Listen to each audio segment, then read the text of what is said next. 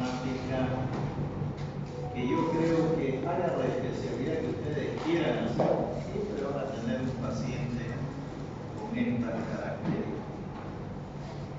Yo siempre trato de darle algún mensaje porque creo que no es solamente la formación académica que se debe tener en la universidad, sino también la formación personal. Solamente por hacerle un comentario, a mí no me interesa lo que suceda o no deje de suceder, pero hace rato yo veía una pareja afuera de la plaza y me pareció correcta como no es todo, pero si ella todo lo demás es nada, ¿ya? Como siempre yo mostraba a mi querido Titán hace 35 años, todo lo que vamos a hablar esta tarde, todo lo que vamos a hablar se basa en el GINA, ¿ya? El GINA es una institución de arraigambre mundial que se encarga de dar las normas de manejo del asma en todo el mundo, incluso en Santa Cruz de Bolivia, ¿ya?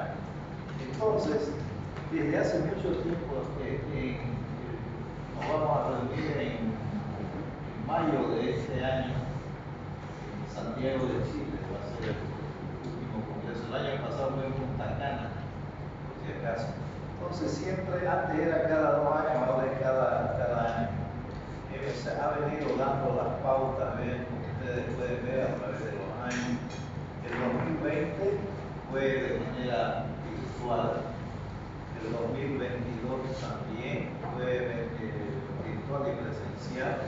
El año pasado fue en Punta Cana. Imagínense cómo yo fui a Punta Cana, ¿no? Al Congreso Mundial. Entonces, quiero que quede grabado en ustedes este concepto. Asma, ¿ya? Es un síndrome inflamatorio crónico de las vías respiratorias que se caracteriza por hiperreactividad traqueobronquial, fíjense, con broncoconstricción, edema de mucosa y hipersecreción bronquial. Ahora, piensen solamente, presten atención un ratito. Vean ustedes las características: broncoconstricción, edema de mucosa y hipersecreción bronquial. De ahí tenemos que deducir que con un solo medicamento no da para manejar el asma. Hay un trípode dado por el GINA ya hace un tiempo que se basa en dar trípodes, por decirlo, 3 medicamentos: corticoides inhalatorios, broncodilatadores y antipleucotrienos. De eso que vamos a hablar, ¿ya? Entonces, las causas específicas e inespecíficas del asma son variadas. Para que esto suceda y se produzca un ataque de asma, ¿ya? Tienen que haber factores hereditarios, ¿no? Entonces las infecciones, cambio de temperatura, la polución, factores psíquicos, tensión, fatiga y ejercicio también, la presencia de hongos, de polvo, de alimentos, de plumas. Lo que más vemos, por ejemplo, es que tenemos que estar alerta a alimentos como queso, huevo, maní, leche, pescados, mariscos, ¿ya? Algunos otros alimentos como por ejemplo frutas como las tortillas, también el chocolate, por ejemplo, son factores que pueden desencadenar un ataque de asma. De igual manera las plumas de aves. Yo tuve un paciente que de 14 años, 15 años, que le da una terrible crisis. Me lo trajeron para que lo vea en consultorio y la mamá casi llorando me dice: doctor, no sé qué voy a hacer con mi hijo. Y yo le pregunto: ¿y cómo es su habitación? No, él tiene aire acondicionado, tiene cortinas, tiene alfombra, ¿ya? ¿Y qué más? ¿Cómo es su colchón? Colchón es Pullman de esos, ¿ya? ¿Y qué más? Tiene edredón. No, digo, son las colchas de lana. ¿Y la cabecera de qué? Son de plumas de ganso. Tenía todo para desencadenar una crisis de asma. Fíjense ustedes, las plumas son muy bonitas, ¿no? La almohada de pluma de ave, pero son terriblemente nocivas, ¿ya? Entonces vean ustedes, dentro de la etiología del asma, hay un sinnúmero de sustancias que pueden hacer. Yo les digo ahorita que hagan así en el asiento, hagan ahí en el asiento y van a ver cómo su dedito queda impregnado de polvo, ¿no? El polvo domiciliario es el polvo. Eso tiene cualquier cantidad de alergenos, ¿ya? Entonces el polvo domiciliario es uno de los principales agentes que pueden desencadenar una crisis. Drogas, el ácido acetil salicílico, los betabloqueantes como el propanolol, por ejemplo, o también saben que los agentes anestésicos, ¿no? Factores psíquicos, por ejemplo, el estrés, el clima y las variaciones climáticas, los cambios de temperatura, no son todo, hay un sinnúmero, entre ellos el tabaco, por supuesto, ¿no? Que es un factor condicionante. Entonces, yo el otro día, después del examen, un estudiante me alcanzó allá en el patio y me dice: doctor, yo he estudiado de este texto, ¿verdad? Creo que ese texto, ¿no? Ese, ¿no? Pero está bien, le dije, me parece bien. Hay solamente un error en ese texto, no sé qué edición será, pero de hace 20 años debe ser, porque hay otro más actual. Mira el esquema de tratamiento de tuberculosis. Y creo que no me lo traigo. No. Bueno, en la próxima. No se van a salvar.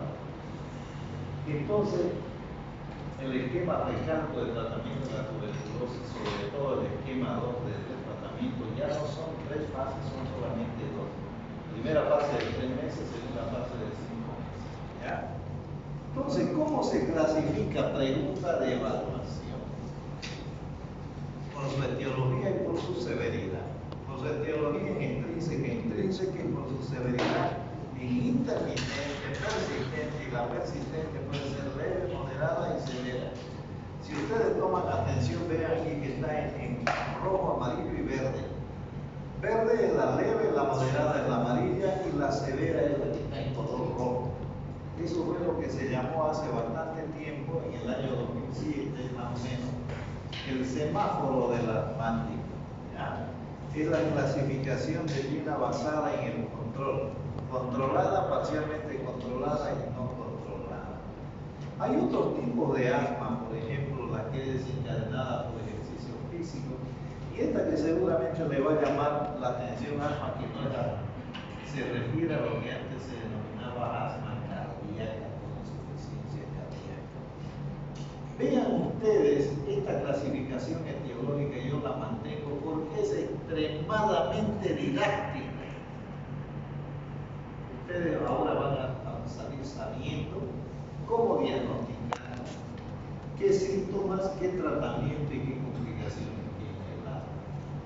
O sea, voy a cumplir con lo que yo siempre he tratado de hacer: reconocer, diagnosticar y tratar. ¿Ya? Vean ustedes, la intrínseca también se llama alérgica y la intrínseca se llama también infecciosa. La llamamos, ¿no? Vean ustedes, me llega un niño de 8 años y yo con seguridad lo más probable es que sea intrínseca, porque la edad de inicio es en la niñez, en cambio la infecciosa o intrínseca es después de los 30 años. Siempre hay atopía familiar, hay que preguntar cómo está, era el papá, la mamá, los abuelos, etcétera, etcétera. Hay siempre historia previa de manifestaciones alérgicas. Ustedes le dicen: ¿alguna vez me ha dado una alergia? Yo digo: sí, doctor, me picó una hormiga y se llenó de ronchas el cuerpo. Esa es una reacción urticariforme, hay que preguntar todo eso al paciente. Los agentes causales en la alergia son generalmente alimentos y los alergenos inhalables. Por eso es que les digo que hay que tomarlos muy en cuenta. ¿Ya? Síntomas nasales. Siempre estos pacientes tienen A ver, aquí nomás hagamos una breve prueba. ¿Cuántos de ustedes aquí presentes, que deben haber más de 30, deben haber? 4, 7, 10, 14, 17, 19, 22, 24, 26, 28, 30, caballeros, qué lindo el mío.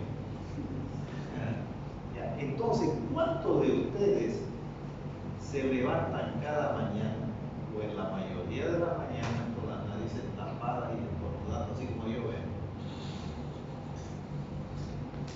En mi diario vivir de los 23 años de edad.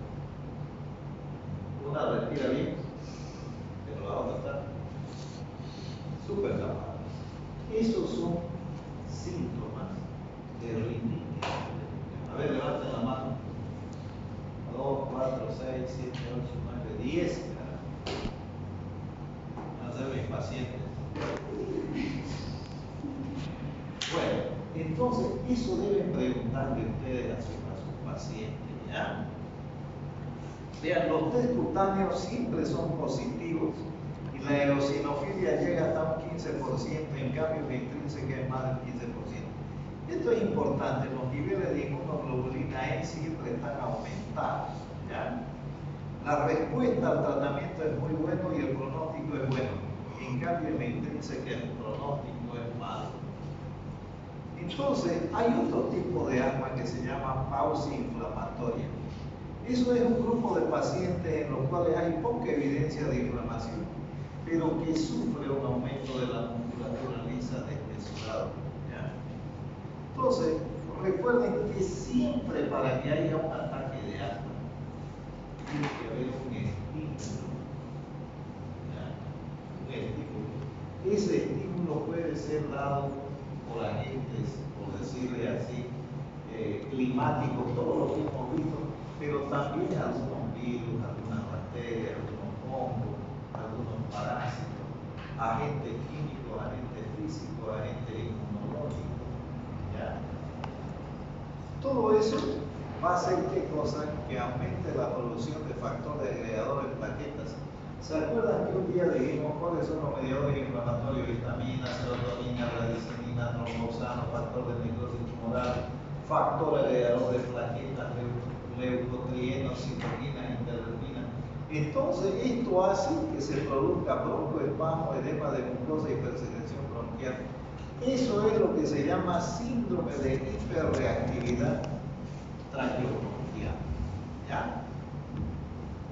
Entonces, estos mediadores inflamatorios, es importante que ustedes recuerden de que actúan sobre el aparato respiratorio y actúan sobre el sistema cardiovascular. Sobre el aparato respiratorio, ¿qué producen? Aumento de secreción, broncoconstricción y edema mucosa. ¡Qué casualidad! Vean ustedes cómo se calca con el concepto de asma que les pasé en la primera diapositiva, ¿no ven? Y sobre el sistema cardiovascular producen dos cosas: aumento de la permeabilidad capilar y vasodilatación. La vasodilatación es la causante de la hipotensión. Y el aumento de la permeabilidad vascular es de la fuga que hay de líquido del espacio intravascular hacia el intersticial. Entonces, ¿cómo hago yo el diagnóstico? Siempre un trípode: clínico, laboratorial e imaginológico. ¿Cómo yo tengo que hacer para ver qué tiene mi paciente? Todo paciente, ¿se acuerda que les pasé y les envié una diapositiva donde decía ronco, hipertores, ¿no ves? Y les dije roncos, sibilancias y crépitos, ¿se acuerdan? Sí, pase. Entonces, vean ustedes, en todos ellos, en estos pacientes, nosotros tenemos que ver al paciente asmático con criterios clínicos siempre. El paciente asmático está en crisis, normalmente está sentado, taquipneico, con aleteo nasal, tiraje intercostal, con falta de aire. Ya la ocultación es lo que más se encuentra. ¿Qué todo se encuentra? Sibilancias bilaterales. No todo lo que sibila es asma, pero si hay sibilancias bilaterales. nosotros tenemos la obligación de tratar de hacer el diagnóstico presuntivo de que de asma bronquial. ¿Ya? Entonces, ¿cuáles son estas manifestaciones clínicas? Es importante que ustedes recuerden que durante el periodo intercrisis el paciente está normal. En cambio, hay otros tipos de síntomas, ¿ya? Y otros tipos de patologías como la que les estoy mostrando aquí en la diapositiva, que pueden ser confundidos con asma. Ejemplo, asma cardíaca, ejemplo, un cuerpo extraño, tromboembolismo pulmonar o tumores endobronquiales. Vean ustedes cómo en la diapositiva que les envié yo, donde dice estertores, broncos, sibilancia y crédito, está prácticamente definido todo lo que vemos aquí. ¿Cuáles son las manifestaciones clínicas según la clasificación de la severidad de asma? ¿Cuál dijimos que esta persistente severa es el semáforo dramático rojo, ¿no ven? ¿Cuál es la característica que tiene este paciente? Es que yo le voy a preguntar, ¿cuál es la característica quirométrica del paciente con asma persistente severa? Tiene un volumen expiratorio forzado del primer segundo de la espirometría menor al 60% del valor esperado. Fíjense ustedes que los síntomas son continuos, exacerbaciones frecuentes, síntomas de asma nocturna, la actividad física muy limitada. En cambio, ya en los pacientes con un asma persistente moderada, el volumen expiratorio forzado está en torno del 60-80%, ¿no? Y las exacerbaciones pueden afectar, hay síntomas de asma nocturna una vez por semana, tiene que usar beta-2 agonistas durante todos los días prácticamente. Y en cambio en la persistente leve, ¿cuál es la característica? El volumen expiratorio forzado del primer segundo está en torno del 80%. ¿Ya? Y en la intermitente, como su nombre lo indica, es intermitente, aparece y desaparece, aparece y desaparece, pero el volumen expiratorio también está en torno del 80%. Observen esta diapositiva que yo creo que es bastante ilustrativa. Aquí yo tengo la vía respiratoria, aquí está la carina principal, el bronquio principal derecho, el bronquio principal izquierdo. Eso es antes de un ataque de asma. Pero vean, después de unos 10 minutos de que el paciente entró en contacto con el alergeno que le provoca el problema, vean cómo se dematizó la entrada al bronquio principal. Vean cómo está. Hay secreción, está enrojecido, ¿no es cierto? ¿Sí o no? Entonces, vean ustedes, por eso es que ese paciente está con tos, está inflamada la mucosa y está con sibilancia bilateral. O sea que este es un bronquio normal y este es un bronquio afectado. Vean ustedes, está como bronco contraído con abundante secreción bronquial.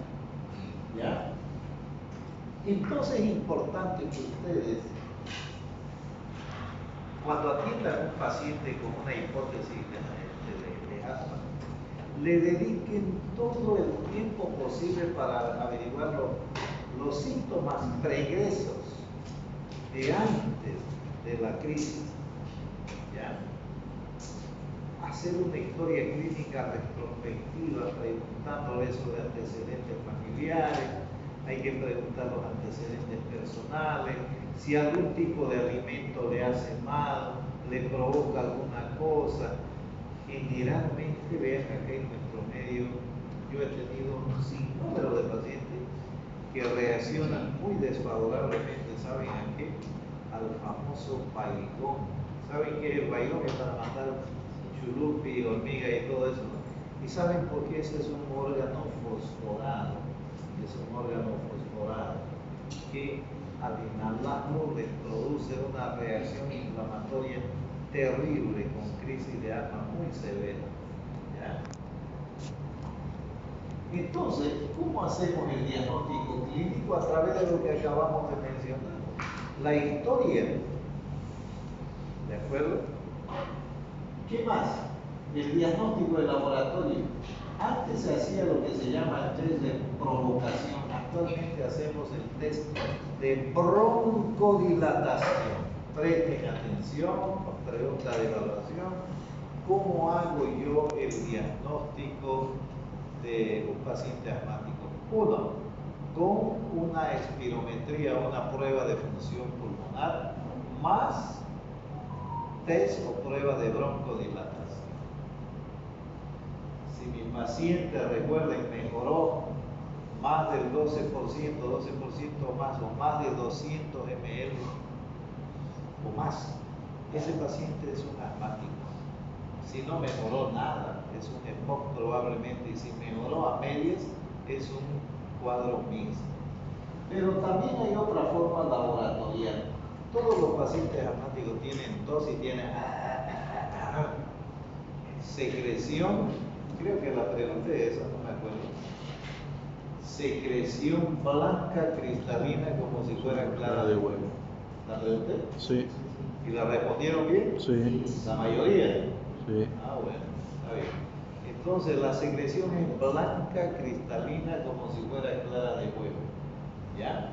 Eso se recoge, se lo mira en un portaobjeto y van a encontrar esto que se llama espirales de Kurzmann. Van a encontrar esto que se llama cristales de Charcot-Leyden. Eso se puede encontrar en la secreción de los pacientes asmáticos. Pero también podemos hacer este diagnóstico laboratorial por medio de lo que se llama el Frick test. ¿Ya? En el año 76 a mí me hicieron esto en Miami, mis padres me llevaron allá a hacer estos exámenes, tenía unos parientes allá. Me hicieron test en el pecho, en la espalda y en los brazos. Vean ustedes, yo debuté el año 1976 con una crisis terrible, me tuvieron que internar, y bueno, pero mejoré. Adrenalina en un brazo, en el otro brazo, aminofibrina, eso era lo que se usaba antes. Me hicieron test alérgico para el huevo, positivo. Para la leche, positivo. Para el chocolate, positivo. Para el maní, positivo. Y yo tomaba leche todos los días, comía huevo todos los días, maní todos los días, chocolate todos los días. Y pescado por lo menos comía 2 veces a la semana. Para todo eso era yo. Casi 5 años estuve haciendo tratamiento de desensibilización. Actualmente como casi de todo. ¿No? Entonces el tratamiento da resultado cuando uno hace un excelente diagnóstico. Obviamente hay que hacer una inmunoglobulina específica, IgE y IgA. ¿Ya? La gasometría arterial sirve para hacer diagnóstico de asma. En realidad no sirve, pero ¿para qué la tenemos acá? Para hacer diagnóstico de insuficiencia respiratoria, pues porque los pacientes asmáticos hacen insuficiencia respiratoria y yo tengo que catalogarlo de acuerdo a la PAFI, que es la presión arterial de oxígeno sobre fracción inspirada de oxígeno. Creo que también hice una pregunta de eso. Sí. Y le pelaron harto de pelar. Verdaderamente quedé desconsolado. Yo creo que 60% le han pelado en esa respuesta. Cuando era tan sencillo, la característica del dictón severo, ¿cuál era? PAFI menor de 100. Pero había unos que me la quisieron charlar, que aquí, que más allá, que todo. La respuesta era fácil, menor a 100 puntos. Bueno. Y la espirometría. La espirometría es el rol estándar para el tratamiento del asma, para el diagnóstico y tratamiento del asma. Esta es la 5ª vez que les muestro una diapositiva similar. Ya lo hemos visto en la introducción 2 veces, después en insuficiencia respiratoria también, ¿ya? Entonces que ahora también en asma bronquial. Recuerden ustedes que los procesos obstructivos es asma y EPOC restrictivo es lo que ustedes llaman fibrosis pulmonar y el mixto es la coexistencia de ambos. Para eso tienen que saber de que el volumen expiratorio forzado del primer segundo mide el flujo a través de la vía aérea, y la capacidad vital forzada, la capacidad de distensibilidad en realidad del tejido. Si está disminuido, eso quiere decir que está duro el tejido, como en la fibrosis. Pero también les dije una dica, les di una pauta de que se vayan a fijarse en el índice del difenón, volumen expiratorio forzado del primer segundo, sobre capacidad vital forzada. ¿Se acuerdan o no se acuerdan? Si está disminuido es obstructivo sí o sí. Para saber si es asma hay que repetirlo. Si mejora 12% más o 200 ml o más, ese paciente es asmático sí o sí. Si no mejora nada es un EPOC puro, y si mejora medio es un proceso mínimo. Y si ese índice de difenón está normal o aumentado, es un proceso fibrótico restrictivo. ¿Ya? Otro método es esto que se llama Speed Flow. Esto es un aparato, un dispositivo que lo único que hay que hacer es soplar. Usualmente esto se hace en personas que miden unos 70, bueno, en cualquier persona, ¿no? Pero los valores son 470, 475 generalmente. Si le soplan 200, 300 está disminuido, es un proceso obstructivo. Más exacto es la espirometría. Esto también se llama FENO, es la fracción expirada de óxido nítrico. Muy fácil de realizar, este es el equipo, ¿ya? Lo robaron hace varios años, no apareció más, ¿no? Entonces es fácil de hacer. Fíjense ustedes que uno lo que hace es que el niño sopla, ¿ya? Entonces, y ahí se va a producir lo que se llama la fracción expirada de óxido nítrico. Recuerden que el óxido nítrico se produce en las células epiteliales de la pared bronquial, ¿ya? Como parte intrínseca del proceso inflamatorio bronquial que hay.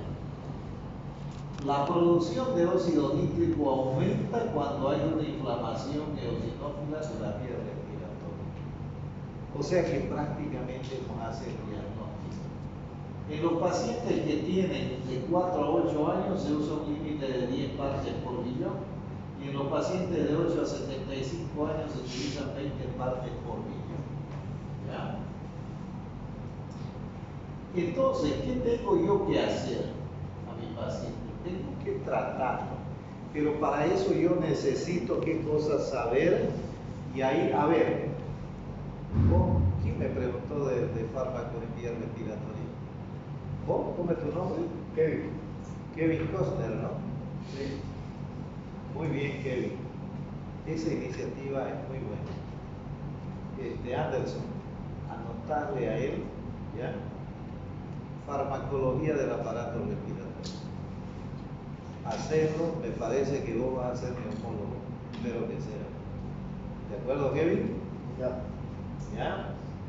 ¿Qué tenés que hacer? Prácticamente repetir lo que yo voy a hacer ahorita, pero más completo, en Word y en PowerPoint. ¿De acuerdo? Mira, vean ustedes cómo es de fácil. Kevin entonces ya tiene su tema. ¿De acuerdo? Vean. El tratamiento se hace durante la crisis y la intercrisis. Durante la crisis, ¿qué tengo que utilizar? Fármacos aliviadores, y durante la intercrisis controladores. Pero a partir del año 2019 se dan pautas de hacer el triple tratamiento. Corticoides inhalatorios, Kevin, broncodilatadores y antileucotrienos. Quiero que me lo hagas perfecto ese tema. ¿De acuerdo? ¿Ya? Entonces, ¿cuáles son los aliviadores? Los que alivian, ¿cierto? Ahí tenemos los beta-2 agonistas de corta acción, de larga acción, las metilxantinas, los anticolinéricos, que son los derivados de la atropina. Yo te estoy dando la pauta, vos tenés que hacerlo 10 veces mejor que esto. Si no, 10 puntos menos que esto. No. me vas a mostrar tu trabajo, vamos a ir puliéndolo. Y todo lo que quieran que yo los oriente, no hay ningún problema. Me gusta, me quedan en el hospital y lo hacemos. ¿Ya? Entonces, el tratamiento farmacológico de estos broncodilatadores se hace en base a qué? A los llamados SABA, ¿ya? Son los beta-agonistas de corta acción. Su característica es que se lo da cada 6 horas. Los LABA, que son los beta-agonistas de larga acción, su característica es que se lo da cada 12 horas. Los ULABA o ultralaba son los betagonistas de ultra larga acción. ¿Cuál es su ventaja? Se lo da una vez al día. ¿Ya? ¿Cuáles son estos? Entonces vean ustedes. Anticolinérgicos. ¿Cuáles tenemos ahí? Los más conocidos, el bromuro de hipatropio, el diotropio, el oxitropio, pero también actualmente hay otras moléculas como el bromuro de aclininio y el umeclidinio.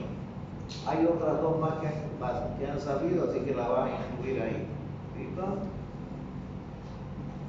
Los beta-2 agonistas, acuérdense, tenemos los SABA, ¿qué dijimos? Agonistas beta de corta acción. ¿Cuáles son esos? Los más utilizados, salbutamol y fenoterol, aunque hay también el clenbuterol, la terbutalina, ¿de acuerdo? Luego tenemos, ¿qué cosa? Los LABA. ¿Cuáles son esos? Los agonistas beta de larga acción. ¿Ya? ¿Cuáles son esos? El formoterol, el salmeterol. Hay otra molécula que la va a incluir. Y los ULABA o ultralaba, que son el indacaterol, el holodaterol. ¿Ya? Hay otra molécula, el carboterol, que también la vas a meter ahí. Muy bien, entonces bien, los SABA cada 6 horas, los LABA cada 12 horas, los ULABA o ultralaba cada día. ¿De acuerdo? Entonces vean ustedes, estos agonistas beta de corta acción, ¿cuáles son? Salbutamol, fenoterol, terbutalina, clenbuterol, adrenalina y también el levosalbutamol que ahorita va a llegar. Lo de larga acción, salmeterol, formoterol y holodaterol. Mira, te lo estoy haciendo el trabajo, ¿eh? Vos tenés que mejorar. Las metilsantinas, ¿cuáles son? 3 moléculas, la teofilina, minofilina, bamifilina. Y aquí tenemos los anticolinérgicos, derivados de la atropina, bromuro de hipatropio, de oxitropio, diotropio, ¿ya? ¿De acuerdo? Los controladores, ¿cuáles son? Los corticoides inhalatorios, ¿se acuerdan que le dije? Hay que dar corticoides, broncodilatadores y antileucotrienos, ¿no ves? Entonces los controladores son corticoides inhalatorios, bromonas y antileucotrienos. Veamos cuáles son los corticoides inhalatorios, todo esto. Mometasona, vilometasona, triacinolona, budesonida, propisolida, fluticasona, ciclesonida. En mi opinión, el mejor de todo esto es el ciclesonida. En mi opinión, ¿por qué? Porque se lo da una vez al día y eso facilita la dirección del tratamiento. ¿Qué más tenemos aquí? Los cromones. Aquí hay estas moléculas, cromoglicato de sodio y neopromil sódico. Algunos estudiantes dicen, no, pero eso ya no se usa. No es así, señor. Ustedes tienen la obligación de saber cuál es el arsenal terapéutico y hay muchos pacientes que se benefician por si acaso. Porque no le sienta algún medicamento, entonces hay que buscar otro. ¿Ya? Nunca se debe desechar ninguna molécula. En algún momento sí. ¿Ya? Los antileucotrienos, sileutón, sapilucas, montelukas y pramulcas, son las moléculas, estos se llaman antileucotrienos. ¿Qué les había dicho? Corticoides inhalatorios, broncodilatadores y antileucotrienos. ¿De acuerdo? Obviamente hay otros medicamentos. Y bueno, lo que hay que deducir de todo esto es que el manejo del paciente asmático es un arte. No es difícil, pero sí hay que tener mucha paciencia y mucho equilibrio, ¿no? Vean ustedes, esto es solamente para demostrar. Vean, aquí yo tengo un pulmón lleno de moléculas, ¿no ven? Y aquí tengo un pulmoncito donde las moléculas son escasas. Muchas veces a los pacientes les damos diferentes nebulizaciones y todo eso, y la verdad es que la nebulización no sirve. ¿Saben por qué? Porque las moléculas son muy grandes, ¿ya? Generalmente utilizan clorofluorcarbonato más de 5 micrones. No sirve. Lo que hay que utilizar son estas que miden menos de 2 micrones, los de hidrofluoralcano. Van a ver ustedes que en los protozoos hay nebulización. Pero ¿cómo es que mejora? Le están dando oxígeno. Pero no es que lo broncodilaten. Recuerden, para que haga su efecto tienen que ir hasta dónde? Hasta los bronquiolos respiratorios. ¿Ya? También se puede utilizar en una máscara de tipo Venturi. Tiene una ventaja aquí, se puede hacer esas nebulizaciones ultrasónicas que se llaman, donde ahí sí las partículas miden menos de 2 micras. ¿Ya? Este es un equipo que los tengo desde el año 1976. ¿Cuántos años ya hace? Hace 50 años, 48 años. Esto me lo compró mi padre en Miami. Es un equipo de peak flow, sirve para medir el pico de flujo. Norteamericano, no se pega hasta el día de ahora. Sigue funcionando. Esto es un peak flow. Vale $10. Esto se lo consigue en la farmacia, sirve también para ver si está mejorando o no. Y esta es una aerocámara. Aquí está, vean la bombita conectada ahí. Se debería usar siempre con una aerocámara esto. ¿Saben por qué? Porque si ustedes lo usan de manera directa, ¿ya? ¿Saben qué va a suceder? Así, que se va para todos lados. Aparte de eso de que ya el chorro sale a más de 80 kilómetros por hora y le irrita la garganta. En cambio, si lo hacen así, si no tienen una aerocámara, entonces una garrafa de plástico de agua, le hacen un furillo no bucú, ¿no? Y ahí le colocan el dispositivo y se bombea y se aspira. ¿Ya? Fácil. No se puede hacer con botella de cerveza porque son de vidrio ni con lata de cerveza. ¿Ya? Entonces, vean ustedes, este es un paciente asmático donde le están dando beta-2 agonistas a demanda, pero después ya de 3 meses de tratamiento, vean ustedes cómo la cosa mejora notoriamente con el uso de corticoides. ¿Ya?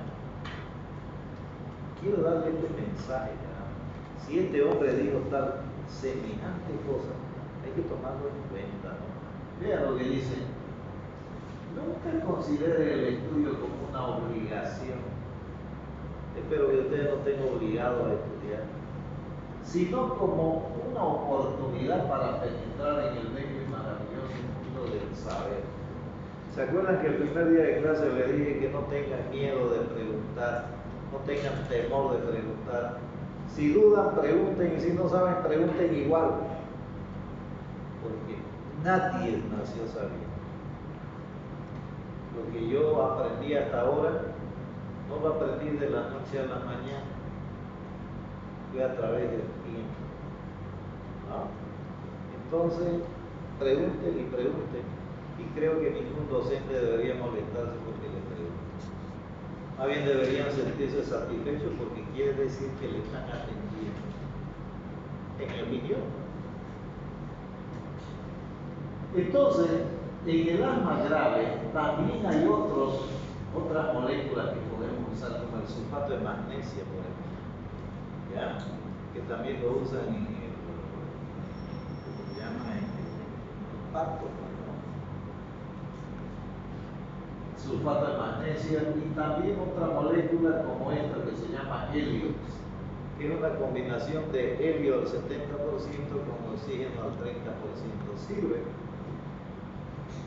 Por supuesto que también la ventilación mecánica no invasiva y la invasiva que se puede utilizar, esto es un Hermes, se llama así a esta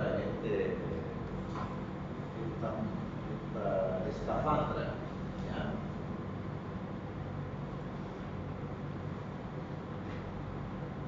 ¿Qué enfoques terapéuticos nuevos hay?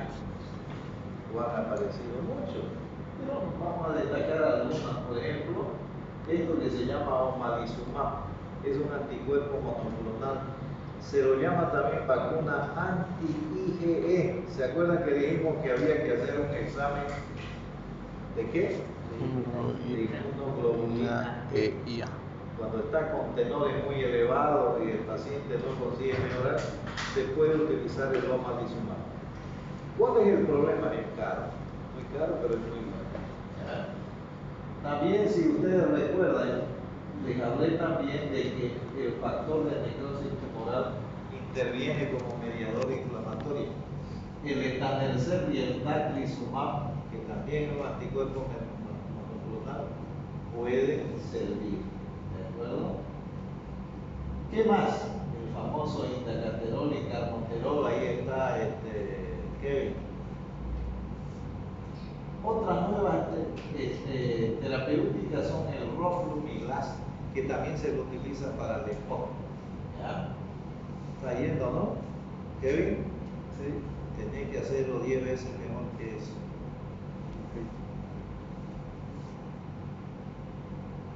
Finalmente, esto que se llama termoplastia bronquial, esto se utiliza en los pacientes que tienen asma persistente severo y que paran permanentemente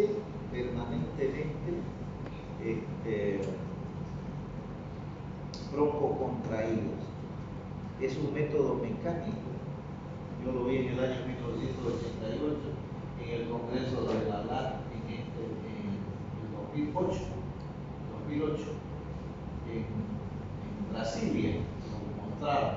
Esto es un procedimiento broncoscópico que reduce la masa del músculo liso de la vía aérea y se atenúa la broncoconstricción. Está broncocontraído, en otras palabras, entre comillas, se quema la musculatura lisa y el bronquio se tiene que relajar. Más o menos así, vean. ¿Ya? ¿Cómo se hace? El dispositivo genera energía térmica con radiofrecuencia y reduce la determinada área del músculo liso.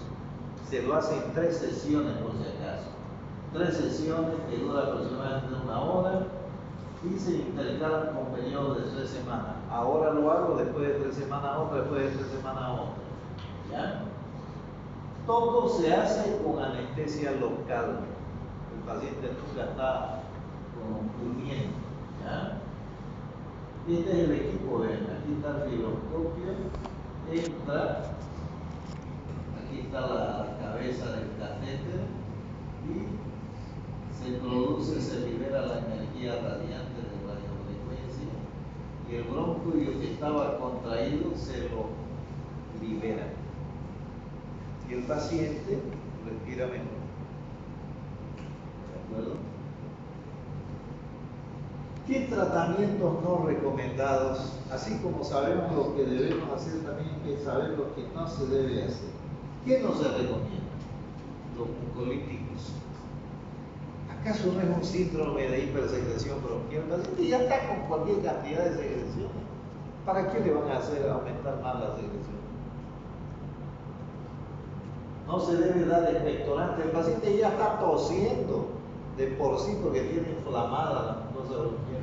¿Para qué le van a dar expectorante? Para que se ahogue peor todavía. ¿No? Antitusígenos. No se debe dar antitusígenos porque eso favorece más bien ¿qué cosa? Los tapones mucosos. ¿Ya? No se debe dar sedativos al paciente. El paciente está agitado, disnéico, porque está en hipoxemia. Con sedantes van a empeorar esa hipoxemia. No se debe hacer sesiones de fisioterapia durante la crisis asmática. ¿Ya? Pero a veces lo hacen. Y no se debe dar antibióticos de rutina, a menos que ustedes tengan un hemograma infeccioso, a menos que el paciente esté con expectoración amarillenta, verdosa, febril, que haga una bronconeumonía, porque la puede hacer. ¿Ya? Entonces, tendremos que intentar hacer esto que se llama ventilación mecánica no invasiva, con máscara de alta presión. ¿Ya? Y finalmente, decirle, aunque el asma no se cura, es razonable esperar que en la mayoría de pacientes asmáticos el control de la enfermedad se puede y se debe alcanzar y se debe mantener. Todo paciente asmático debe ser controlado.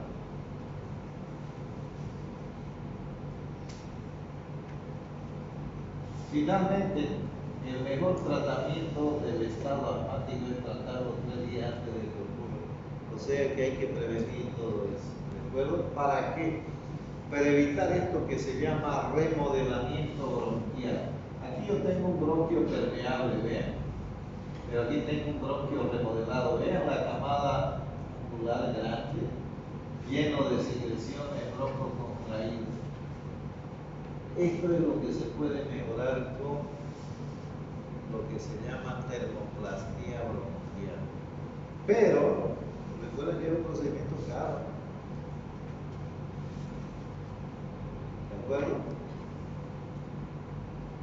¿Alguna pregunta?